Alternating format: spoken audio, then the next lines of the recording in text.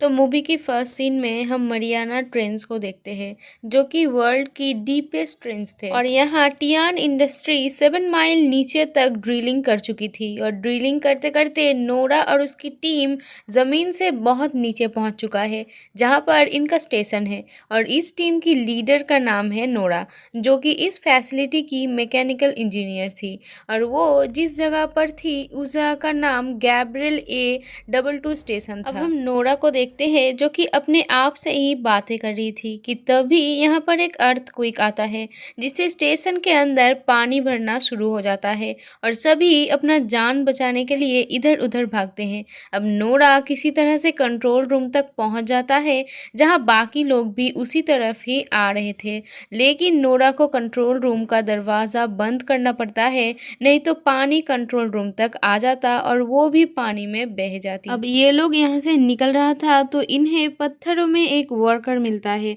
जो कि जिंदा था लेकिन थोड़ा जख्मी भी था और ये लोग देखते हैं इस अर्थक्वेक से बहुत सारे वर्कर्स मारे गए हैं।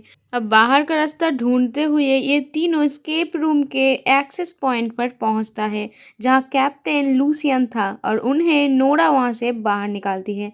अब ये चारों यहां से निकलने का प्लान बनाने लगता है। कैप्टन कहता है कि हमें कुछ सूट्स पहनकर पानी से दूसरे स्टेशन तक पहुंचना होगा जहां पर हम सुरक्षित रह सकते हैं। अब आगे बढ़ते हुए इन्हें और दो लोग मिलता है जिनमें से एक लड़की एमिली भी थी जो कि बायोलॉजिस्ट थी और एक लड़का मेथ जो कि इंजीनियर होता है। और यहाँ पर अब बस 6 लोग ही बचे हुए थे और ये सब मिलकर समुद्र की अपर सरफेस में सिग्नल भेजने की कोशिश करता है, लेकिन उन्हें कोई भी जवाब नहीं मिलता और अब ये लोग यहाँ पर फंस चुके हैं।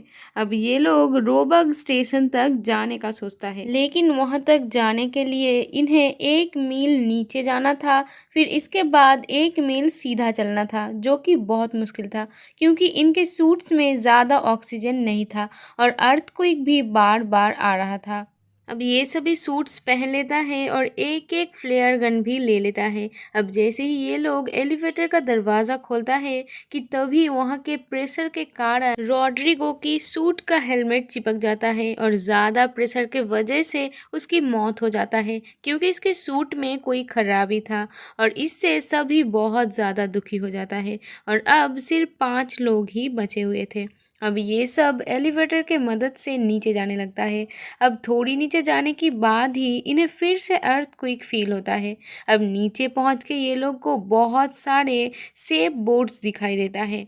अब दोनों लड़के स्केप बोर्ड देखने के लिए जाता है। अब वो देखते हैं कि वहाँ का दरवाज़ा खुला हुआ है और वहाँ पे कुछ अजीब सा एक जैसा चीज़ है। अब वो लड़के उसे जैसे ही टच करता है उसके अंदर से एक क्रिएचर निकल के इन पर अटैक कर देता है। अब वो अपने फ्लेयर गन से उस क्रिएचर पर अटैक करता है तो वो क्रिएचर मारा जाता है और वो दोनों उस क्रिएचर को चेक करने के लिए बाकियों के पास लाता है। तो एमिली कहता है कि शायद कंपनी ने इस क्रिएचर्स के लिए ही ये फैसिलिटी बनाई है और ऐसे ही क्रिएचर तो इन लोगों ने पहले कभी भी नहीं देखी।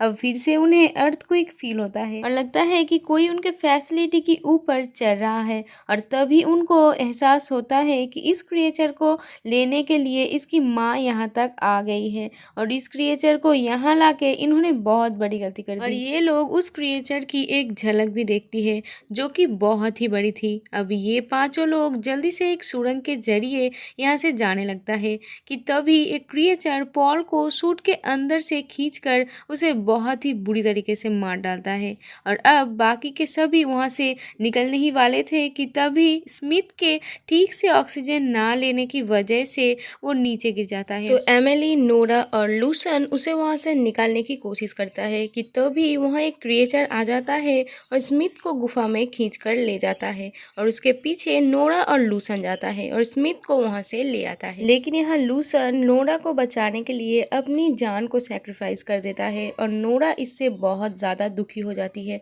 और अब वो चलते चलते सीफर्ड स्टेशन तक पहुंच जाता है और यहाँ उसे कैप्टन का लॉकर भी मिलता है। और अब नोरा को एमिली और स्मिथ को भी ढूंढना था जिससे वो बिछड़ गए हैं और अब वो उस स्टेशन से एक सूट लेकर उसे पहन लेती है और वो रोबोक फैसिलिटी के तरफ जाने लगती है और रास्ते में उसे एमिली मिलती है जो कि बहुत ज़्यादा डरी हुई थी और उसके साथ स्मिथ भी था जिसका हाल हालत बहुत ज़्यादा खराब था, लेकिन नोरा और एमिली उसे रोबक स्टेशन पर ले आती है। लेकिन ये लोग देखते हैं कि यहाँ पर बहुत सारे क्रिएचर्स हैं, लेकिन वो क्रिएचर्स अभी गहरे नींद में है। तो ये लोग धीरे धीरे वहाँ से निकलने लगता है, पर स्मिथ के सूट के आवाज़ से वो क्रिएचर्स जाग जाते हैं और नोरा को जिंदा ही निगल लेता है।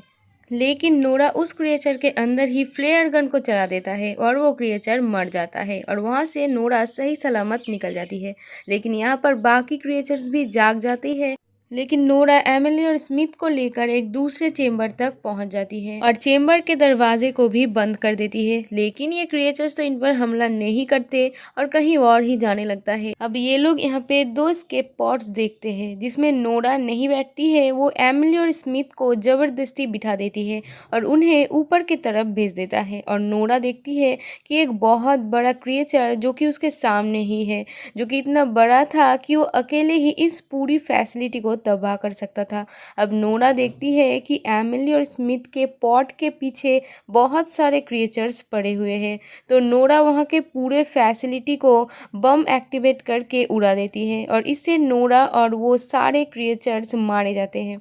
और हम देखते हैं कि एमिली और स्मिथ ऊपर पहुँच जाता है और उनकी जान बच जाती है। और यहाँ हमें ये भी दिखाई जाती है कि एमिली और स्मिथ बताती है कि समुद्र की गहराई में कुछ तो है जिसके बारे में कोई भी नहीं जानता, लेकिन टियान इंडस्ट्री इस इंसिडेंट को कवर कर लेता है ताकि ये बात लीक ना हो। और वो कहता है कि हम और ज़्यादा गहराई में ड्रिल करेंगे और इसे उसको हासिल करने के लिए।